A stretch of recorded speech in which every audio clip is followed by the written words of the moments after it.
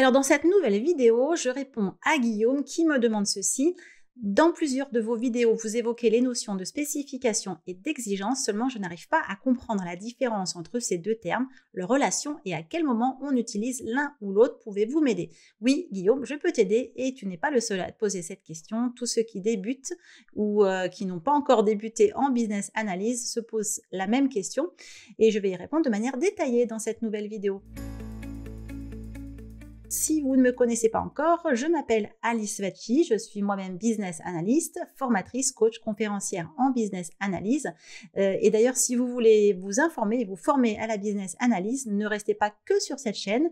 Allez également voir mon site internet bestofbusinessanalyst.fr qui est le premier site de la business analyse francophone avec plus de 11 à 12 000 visiteurs chaque mois. Et d'ailleurs, je vous en remercie. C'est grâce à vous, grâce à votre fidélité que je continue depuis des années à écrire de nombreux articles sur la business analyse, également à tourner ces vidéos pour informer le plus largement possible ce que c'est que la business analyse d'une part, et puis non seulement informer les personnes qui veulent devenir business analyst ou praticiens en business analyse, mais également les recruteurs, les entreprises, puisqu'on a un gros retard en compréhension de maturité sur le marché francophone sur ce qu'est la business analyse. Donc, merci à vous. Si vous êtes nouveaux abonnés ou anciennement abonnés et fidèles à cette chaîne, je ne le dis pas assez souvent, mais alors vraiment un grand merci. Vous me donnez de la force, de la motivation pour continuer parce que c'est un travail de longue haleine. Voilà, donc rendez-vous sur mon site internet. Encore une fois, vous allez trouver des articles, des tutos, des documents téléchargeables, des e-books. Vous allez retrouver bien entendu toutes les formations que je propose si vous voulez vous professionnaliser, des formules de coaching. Voilà, je ne vais pas tout vous lister, mais ne restez pas que sur cette chaîne si vous voulez vraiment en savoir plus.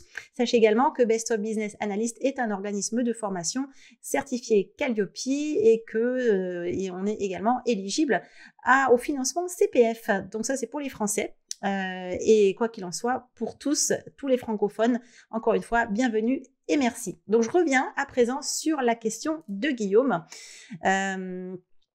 Alors, vous allez voir que quand on parle d'exigence et de spécification, on ne parle pas que de système d'information. C'est vrai que moi, sur cette chaîne et sur mon site internet, je parle souvent de business analyst en système d'information parce que 80% des missions et des postes à pourvoir concernent les projets de système d'information.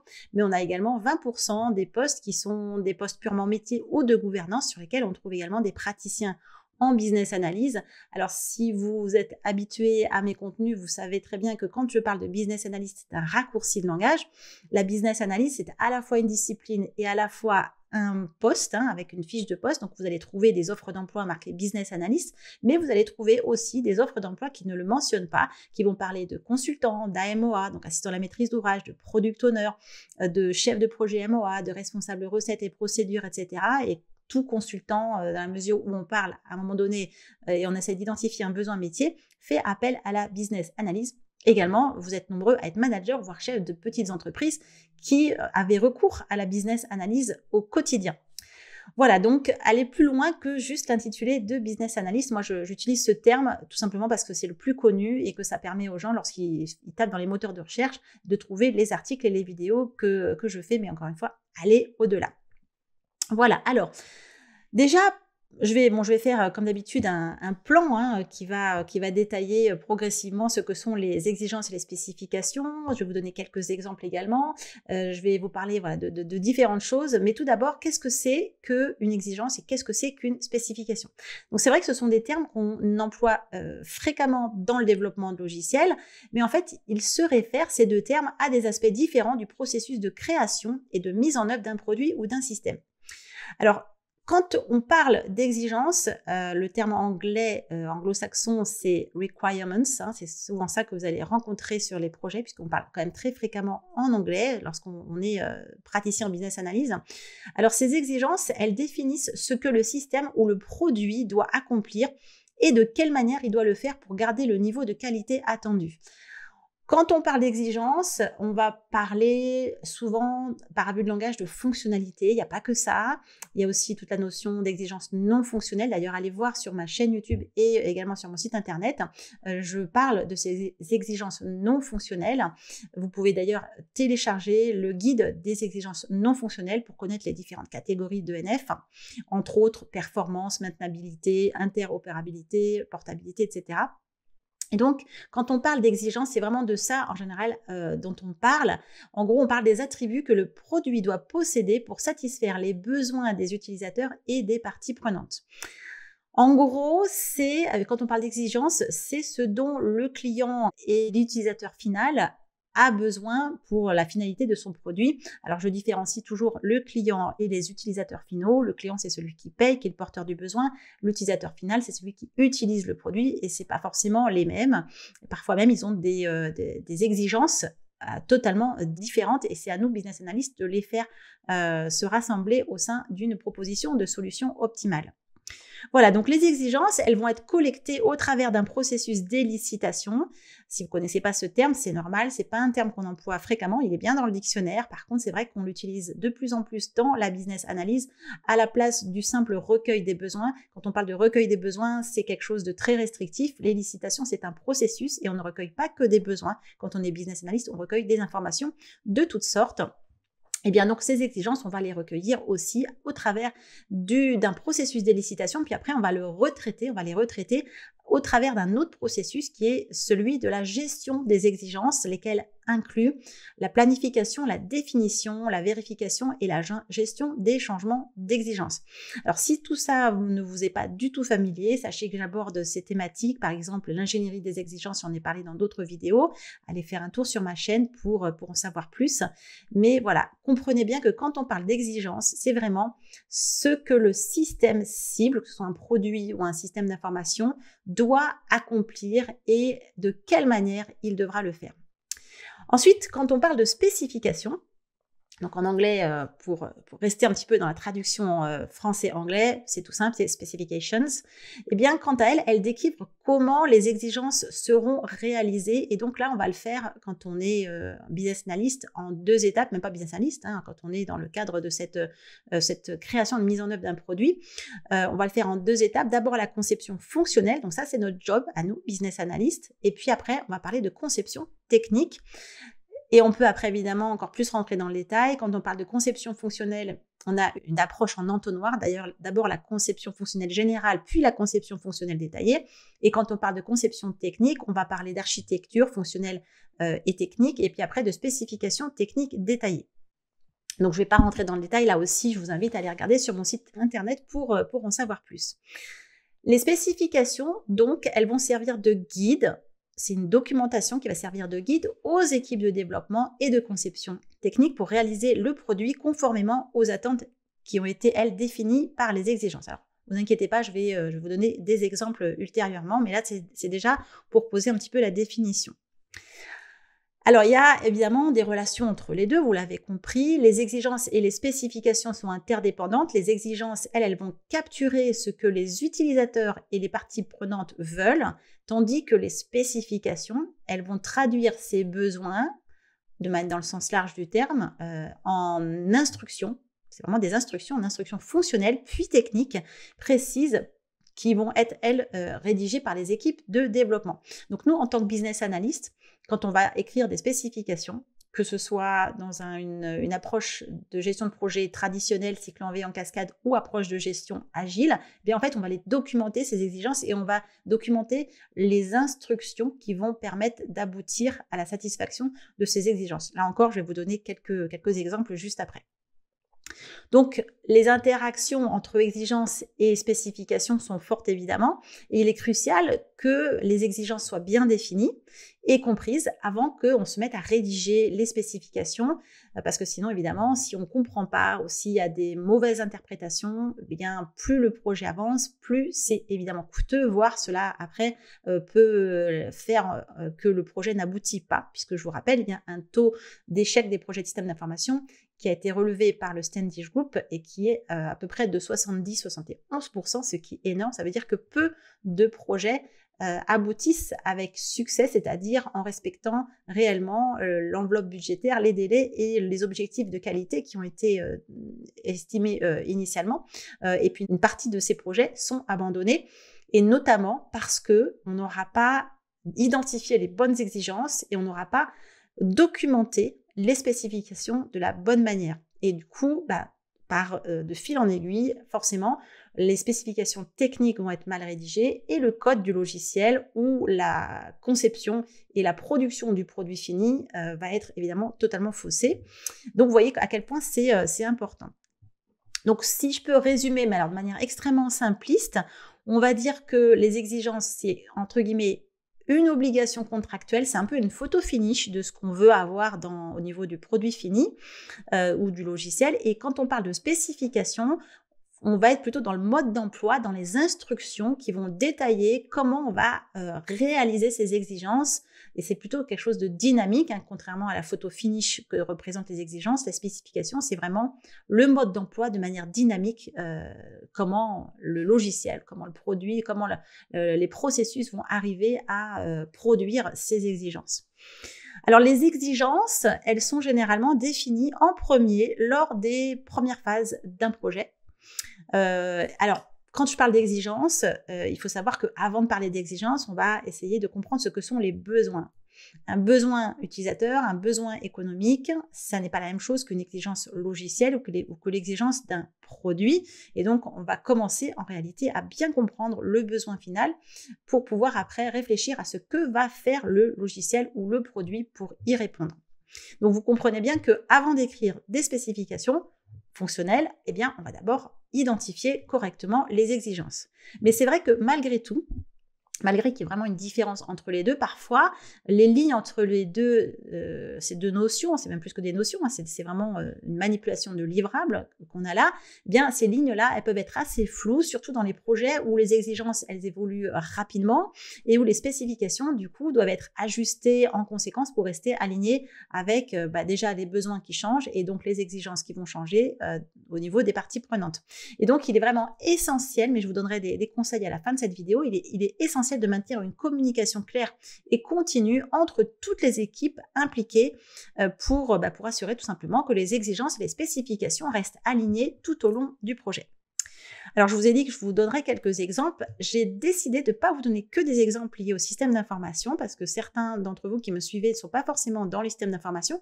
Parfois, vous êtes praticien en business analyse sur des projets on va dire, ce qu'on appelle métier ou de gouvernance. Donc, je vais vous donner évidemment d'abord ce qu'on appelle exigences et spécifications dans le développement logiciel, mais également un exemple dans la construction, un exemple dans la fabrication de produits. Alors, dans le développement logiciel, si je parle d'une exigence, imaginons une entreprise qui souhaite développer une application mobile pour améliorer l'engagement de ses clients, eh bien les exigences dans ce cadre-là, elles peuvent inclure des fonctionnalités comme la connexion sécurisée, la navigation intuitive et la possibilité de faire les achats en ligne. Donc là, vous voyez bien, photo finish, vraiment les fonctionnalités, ce que doit faire le logiciel et comment il va garder son niveau de qualité.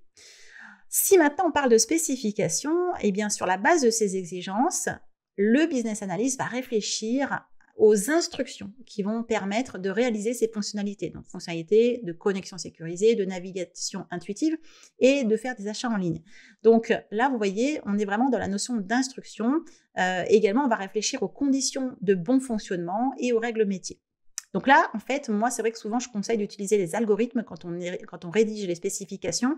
Les algorithmes, si vous ne savez pas ce que c'est, allez voir aussi dans ma chaîne YouTube, j'ai parlé de la manière de bien écrire, de bien rédiger des spécifications fonctionnelles détaillées notamment, puisqu'il y a beaucoup de business analysts qui ne sont pas formés et qui, malheureusement, rédigent très mal les spécifications. Ce n'est pas forcément de leur faute, hein, ils ne sont pas formés, mais entre guillemets, ça fait une prose assez indigeste. On est incapable de lire au travers des lignes de ces lignes-là la suite d'instructions dont le développeur aura besoin après pour coder correctement. Donc moi, c'est vrai qu'un de mes conseils, c'est utiliser les algorithmes qui sont des suites d'instructions simples manipulés par les développeurs, mais qui sont formulés dans un langage courant que tout le monde peut comprendre. Voilà, donc là aussi, j'ai fait une vidéo sur le sujet. Je vous invite à la regarder pour plus d'informations. Alors ça, c'est quand on parle de spécification en business analyse, on parle de spécification fonctionnelle, générale tout d'abord, détaillée par la suite. C'est pas l'objet de cette vidéo d'aller dans le détail, mais je l'aborde notamment en long, en large et en travers dans mes formations pour vous expliquer comment on fait pour rédiger des spécifications fonctionnelles générales puis détaillées. Donc là, je vous donne en général un modèle de document et je vous explique pas à pas comment compléter ce modèle et où chercher l'information, puisque il ne suffit pas d'avoir un texte à trous pour savoir rédiger des spécifications.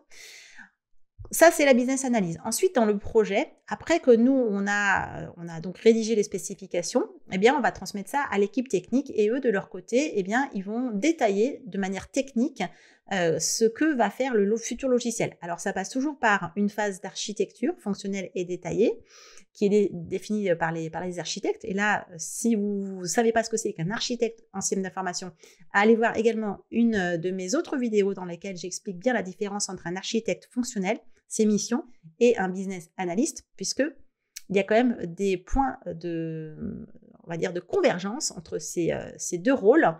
Et puis, une fois que ça c'est fait, une fois que l'architecture est mise en place, eh bien, on a les développeurs qui vont, eux, détailler de manière technique, avant de commencer à coder, qui vont détailler, par exemple, le schéma de la base de données, les classes, les différents attributs de champs, etc. Donc ça va être rédigé, documenté avant de coder à proprement parler. Voilà, et puis évidemment, eux, ils vont pouvoir aborder les notions de technologie à utiliser, les protocoles de sécurité, les interfaces API. Donc là, je suis toujours dans mon exemple d'entreprise qui souhaite développer une application mobile pour améliorer l'engagement client. Voilà ce que ça serait la partie des spécifications. Alors, comme je vous ai dit, cette notion-là, elle n'est pas vraiment dédiée uniquement au logiciel. On va le retrouver dans plein d'autres secteurs. Donc par exemple, la construction, imaginez en termes d'exigence, cette fois-ci, un client qui veut une maison respectueuse de l'environnement avec une consommation minimale d'énergie et une utilisation maximale de matériaux durables. Donc ça, c'est ces exigences. Eh bien, qu'est-ce que ça va être lorsqu'on va parler de spécification? Eh bien là, les architectes et les ingénieurs, ils vont spécifier des solutions comme des panneaux solaires, des systèmes de récupération des eaux de pluie, une isolation en fibre de verre recyclée pour répondre à ces exigences, etc. Vous voyez la différence, encore une fois, entre exigences et spécifications. Et puis, un autre exemple, qui n'est pas dans l'informatique, par exemple, un fabricant de montres qui souhaite produire un modèle résistant à l'eau jusqu'à 100 mètres de profondeur, ça c'est son exigence. Les spécifications, ça serait de spécifier des matériaux, par exemple le silicone pour les joints, des processus également de tests, comme des tests de pression en chambre d'eau, qui vont permettre de garantir la résistance à l'eau, enfin à la profondeur de la montre. Donc vous voyez, dans ces exemples, ça vous montre comment les exigences définissent ce que le client ou le marché désire, tandis que les spécifications, elles vont traduire ses besoins, ces exigences. Alors, c'est pas des besoins, pour le coup, c'est des besoins logiciels, mais ce sont pas des besoins métiers. C'est une notion importante à comprendre quand on est business analyst pour pas tout mélanger. Donc là, je préfère le préciser. Quoi qu'il en soit, les exigences, elles définissent ce que le client ou le marché désire et veulent. C'est même plus que désir, c'est non seulement ce qu'on désire, mais ce que contractuellement, on va dire que la solution va faire. Et les spécifications de leur côté, elles vont traduire ces exigences en paramètres fonctionnels, techniques et pratiques que les équipes de développement peuvent ensuite mettre en œuvre. Voilà, donc là, c'est vraiment la compréhension de ce qu'est ces définitions qu'on rencontre tout le temps en business analysis, qui sont les exigences et les spécifications, et également des exemples pratiques.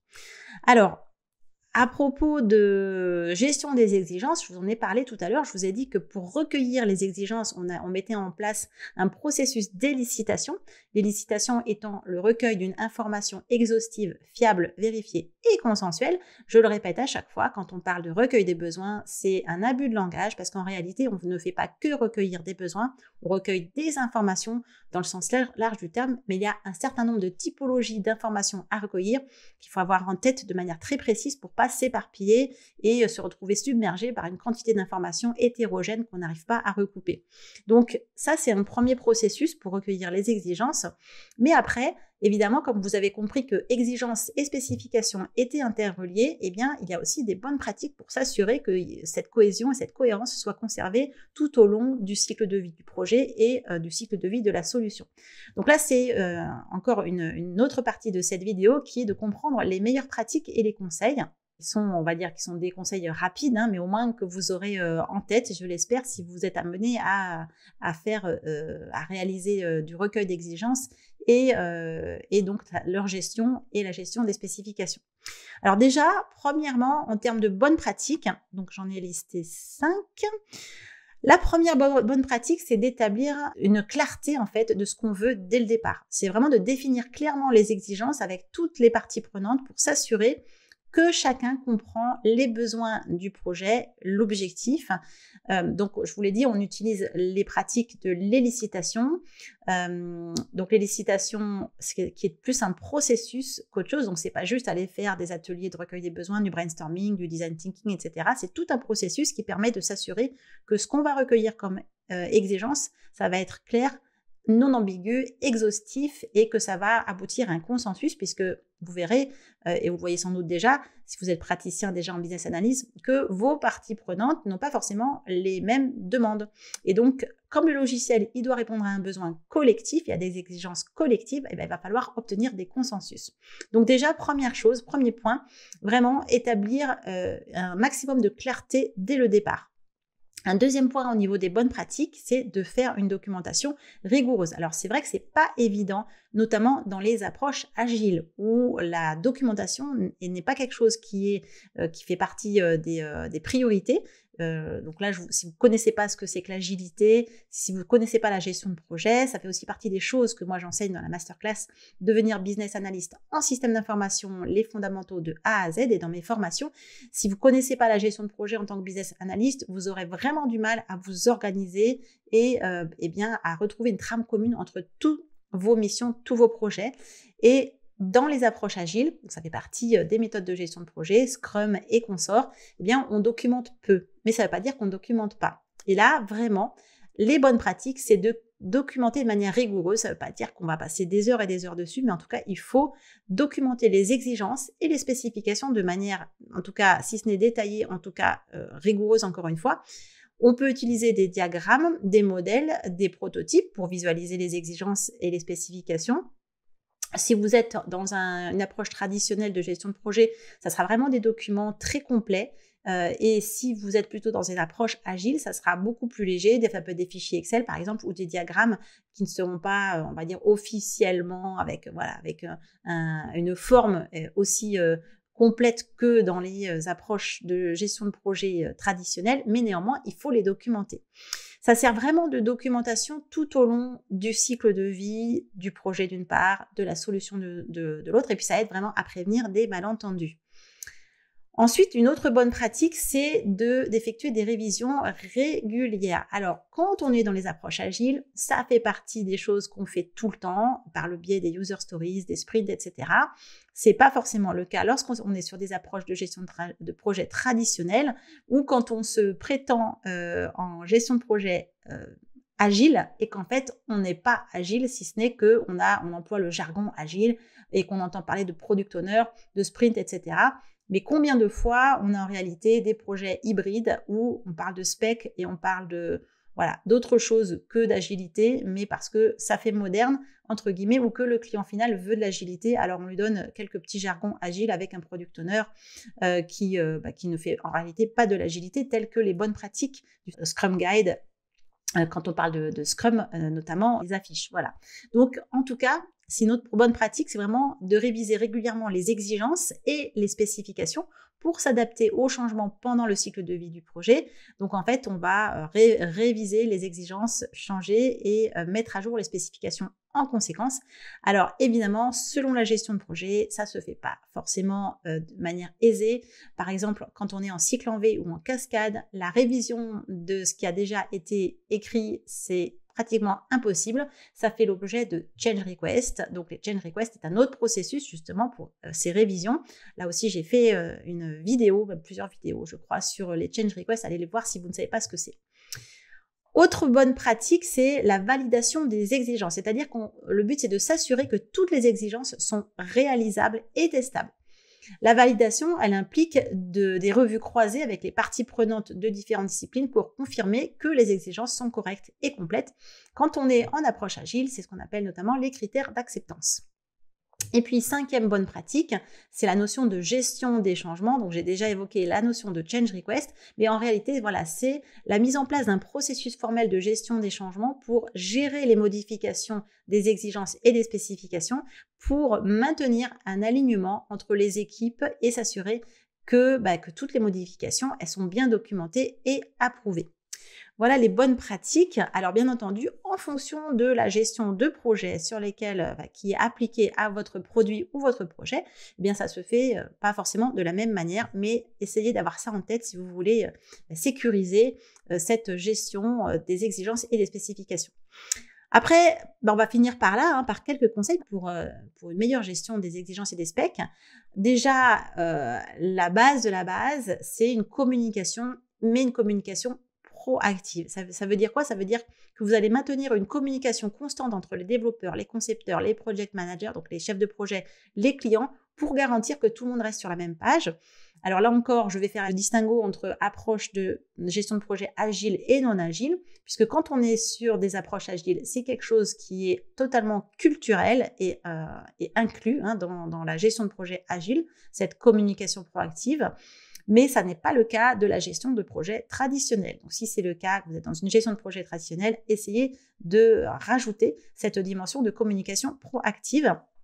Un autre conseil, pourquoi ne pas utiliser tout simplement des outils de gestion des exigences? Parce que sur les petits projets, c'est pas forcément nécessaire. On peut s'organiser juste en mettant des folders, des répertoires, des dossiers, des sous-dossiers, en l'organisant correctement dans l'arborescence. Mais il y a des fois, c'est quand même bien plus simple d'utiliser des outils de gestion des exigences qui vont faire vraiment cette traçabilité entre le besoin métier tout au début de la réflexion, les exigences, c'est-à-dire ce que le logiciel ou le produit va faire, et ensuite les spécifications telles que c'est documenté, et puis à la fin évidemment le produit en tant que tel qu'il a été réalisé et testé. Donc il y a un certain nombre d'outils de gestion des exigences. Alors, je ne donne pas les noms des éditeurs sur cette chaîne parce que tout simplement, les vidéos sont vues bien longtemps après que je les ai tournées et que c'est un monde au niveau de ces applications et de ces logiciels qui évoluent tout le temps. Donc, je serai toujours avec un temps de retard sur les nouveautés. Donc, c'est pour ça que je préfère pas en parler de manière nominative. Mais sachez qu'en tout cas, ça existe et ces outils peuvent aider à visualiser, à analyser et à gérer les changements de manière efficace. Et puis, 3e conseil, mais il y en a d'autres, mais c'est vraiment celui qui m'est évidemment venu à l'esprit parce que c'est un besoin qu'on retrouve partout, c'est tout simplement la formation et l'implication des parties prenantes. Quand je parle de parties prenantes, je parle des acteurs d'un projet ou d'une équipe projet ou d'une équipe qui est là tout au long du cycle de vie de la solution. Il faut vraiment que tout le monde soit formé, pas que le business analyst, à l'importance des exigences et des spécifications, et c'est important de les impliquer activement dans le processus de revue pour augmenter leur engagement et leur compréhension.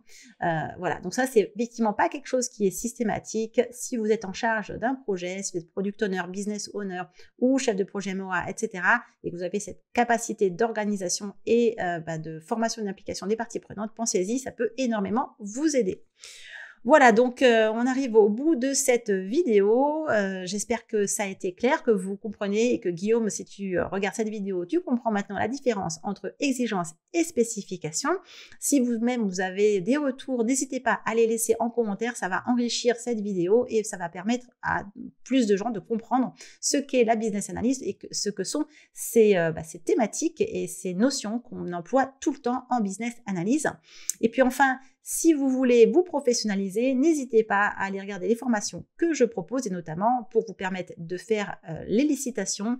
Je propose des formations dédiées, je vous donne des techniques des licitations et puis je vous donne évidemment tous mes conseils et des formations professionnalisantes pour savoir rédiger de bonnes spécifications fonctionnelles, générales et détaillées, que ce soit dans les approches agiles ou les approches non agiles, puisque la masterclass vous permet d'être business analyst, quel que soit le contexte méthodologique, le contexte sectoriel, le contexte métier, le contexte technologique. Ce sont les fondamentaux que vous allez acquérir et qui vont vous permettre de savoir travailler dans tous les contextes. Je vous ai laissé les informations dans la barre de description de cette vidéo et évidemment sur mon site internet, vous avez également toutes les informations. Ce sont des formations, cette formation en tout cas est éligible CPF et mon organisme de formation est certifié Calliope. Voilà pour les infos.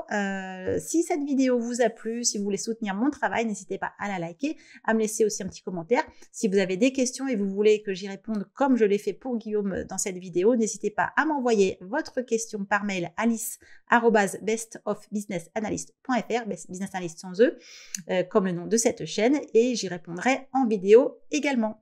Je vous dis à très bientôt pour une nouvelle vidéo. Ciao tout le monde!